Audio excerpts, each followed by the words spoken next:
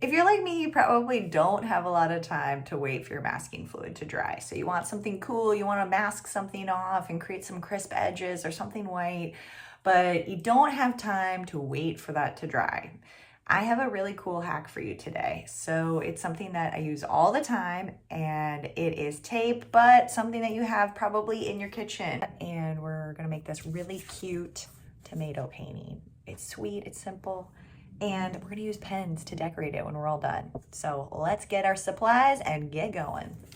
The hack that I want to share with you is the best way to cut tape. So tape, doesn't matter what kind of tape that you're using, but any kind of masking tape usually is very tricky to cut. So if you take your piece of tape, it's going to get stuck to your scissors. And if, especially like if you're trying to create rounded edges, it's almost impossible. So my hack with you today is using just some parchment paper. Parchment paper is great because you're going to take that piece of tape and all you're going to do with some parchment paper, and I'm not talking about wax paper, I'm talking about parchment paper that you use for roasting your vegetables. Take your tape, put it on your parchment paper. You can draw any kind of shape that you want on the tape. And now you can cut this shape with your scissors, create nice rounded edges with ease. It's not going to get stuck to your scissors. And then the best part is that it comes off just like a sticker. So what we're going to do with that technique or tip is we're going to paint this cute little tomato painting. So I'm going to take my tape and some parchment paper. I'm going to take just a piece, maybe 2 inches or so. Put it on there. We're going to cut small triangles. And I'm just going to cut a little section. And they're the tiniest slivers, and I'm going to cut 5 of them. Once you have your 5 slivers of tape, we're going to tape it down in the center like a star because we're creating this little tomato. So I'm going to start with 1 and fan it out.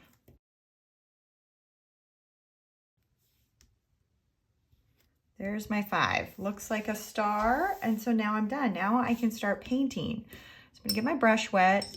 I'm gonna use the wet into wet technique for this, for the tomato. So it bleeds and blends. So I'm gonna get my brush a little bit dirty so you can actually see what I'm doing with the wet into wet technique.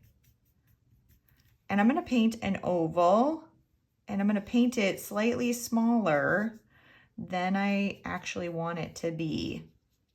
There's my oval. It doesn't have to be perfect either because tomatoes can be really wonky. Using plenty of water. Now I'm gonna get my cadmium red. Now here's the trick. I mentioned earlier that I have a hack for creating crisp edges when you're doing the wet into wet technique, and that is starting out with a smaller shape than you actually want.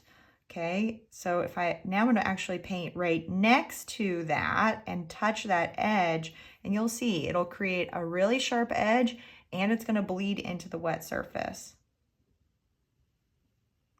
See how nice that is? You can make it as big as you want too, but you have to touch that wet edge in order for it to bleed. Now I have the shape that I want. I can fill it in, drop in more color. I'm going to add a line of red next to each one of those pieces of tape because it's going to make it look kind of bent. I'm also going to add a little bit more red at the base of the tomato and a little bit, oops, that's okay. See, if you make a mistake, just make whatever you're painting larger. That's my trick with trees.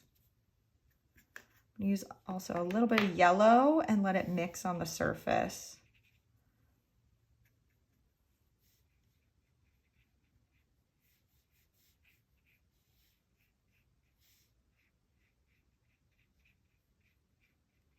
Okay, once you like the look of your tomato, make sure that you don't fiddle too much. Let it dry. While it's drying, what you can do is create a little title. You can do a background color. So let's do that with this one. I think it's gonna look really nice. I'm gonna use alizarin crimson because it's close to our red, but a little pink. I think that's gonna look nice. Just like we did before, I'll do my wonky lettering. You could make this for a card. This would be a really cute card to send somebody. There. Then let's add a background color. Maybe a little green and yellow. I did yellow in the first one, but I'm thinking we might want it to be, I don't want it to be that bright. That's kind of too bright. So I'm gonna do a mix. That's nice. I am going to let that dry. When we come back, I'm gonna move on with the final step of this, which is very, very cool. Okay, things are looking pretty good. This corner is still wet, but that's fine because we just need the center of our tomato to be dry. Now, if you look really carefully, you can see a little thing that I did. So I totally lied. I said I wasn't gonna fix that T for the tomato, but I couldn't handle it being tomatoes. So there it is. I had to fix it. If you're curious about how I fixed it, I'll let you know. What we're going to do right now is we're going to remove the tape. Now, I always pull it kind of towards myself. If this happens, so if there's a little tear on your paper when you remove the tape, it's probably because your paper was still damp, even though the paint looks dry. When the paper isn't totally dry, you're going to get these tears because the paper is in a more fragile state. So for me, I don't really care because this little tear is just going to become more interesting center of that tomato. But if you care about it at home, just make sure that it's really dry before you remove it. Now I'm going to just remove the rest of these. Once you remove the tape, look at this. This is so cool. It already looks more like our tomato. We're going to start with a light green first. I'm using sap green. I'm going to paint in that whole entire star area. And the trick to this, to make it look a little extra realistic, is to paint just slightly on top of the red. And what's going to happen is it's going to almost create an edge for each one of these leaves. So, of that tomato top. See that? Because when green and red mix, it almost creates a brown or a darker green or a darker red. So don't worry if you're going outside of the lines because you actually want that.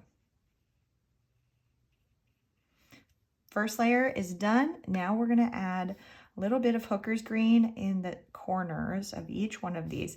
Now the trick is to paint towards that point and also pull that little point out and create a little bendy bit because that's going to make it look realistic. If you just left it, then it could just look like a star on your tomato, which will still look good, but you can elevate it just a tiny bit by kind of making a curved edge. And I'm going in different directions too, because that's going to help make it look more realistic. Now what we're going to do is we're going to take more of that hooker's green and just dab it in the middle, and it's going to spread out. You can even paint a little circle if you want, but you want it to be wet because you don't want it to look like a perfect circle right there. Okay. And now you're done. Look at this. That's your tomato painting. That was a quick little thing. You could make a million of them. You could turn it into a card. There's a lot of other things that you could do with this. So you could leave it as is, or you can get out a waterproof pen or a micron pen once this is totally dry, and you can just trace it. You can kind of go outside the lines to make it look, kind of loose and more illustrative. You could add details, like maybe a center for the top. But this would be a really great activity for your sketchbook. If you're trying to build a practice, but you're not really sure, what to paint every single day, I always just start with food. And this is such a fun and loose and quick activity that you could either, slow it down and add lots of detail, or you can just go quickly and just feel good that you got your paints out for the day. And if you're looking for a few more tips and techniques, you need a little quick refresher, head to my page. I have this awesome video on the 4 key tips and techniques for watercolor painting. It's quick, it's straightforward, and it's a great refresher if you're, if you need a little help with when to wet or some of the other more challenging techniques. Hope you had a lot of fun today, and I will see you next time. Bye-bye.